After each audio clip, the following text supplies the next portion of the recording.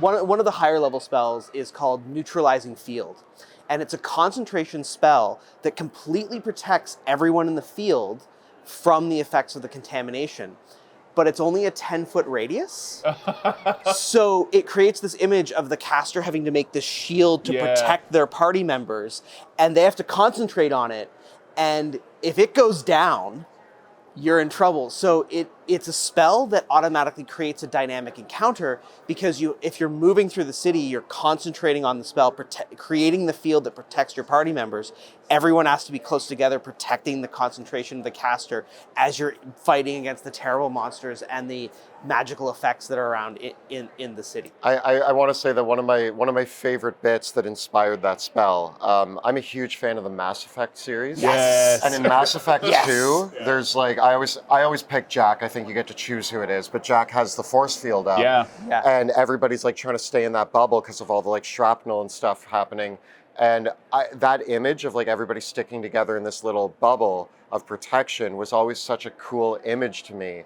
And so when I was picturing how deadly the haze was, I wanted to capture that idea of the spellcaster holding up the field, this little bubble around them, and everybody huddled together to try to steer clear of the deadly contaminants. On the flip side, several of the new spells are contaminated spells. And so we've taken versions of existing spells and infused them with the magic of the haze. And so they're much more powerful than their uncontaminated versions, but you have to willingly accept the contamination as the caster, creating that risk versus reward of, yes, you can have a much more powerful version of, say, Octarine Spray, which is prismatic spray, but with necrotic, radiant damage, psychic damage. It's a more powerful version of the spell, but you have to accept the contamination as a result of that.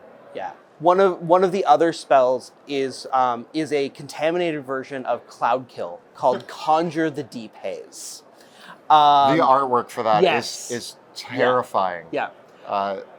Then we have a couple contaminated teleportation spells. There's one that's almost like it's a teleport. What? It's called Ride the Rifts. Ride the Rifts, and you teleport through people as a bolt of that one also has artwork, energy. and it's great because it shows like a person in two places with a beam between them, a person in the middle, and like you can see like the ghostly specter of the person like ripping their soul out as they tear through their body. So That's amazing. It's a teleport, and it's like a teleport line attack. Which is pretty cool. And then we also have contaminated magic items. So we have like just one of the delirium crystals encased in concentrated glass, which can be basically thrown like a contaminated fireball.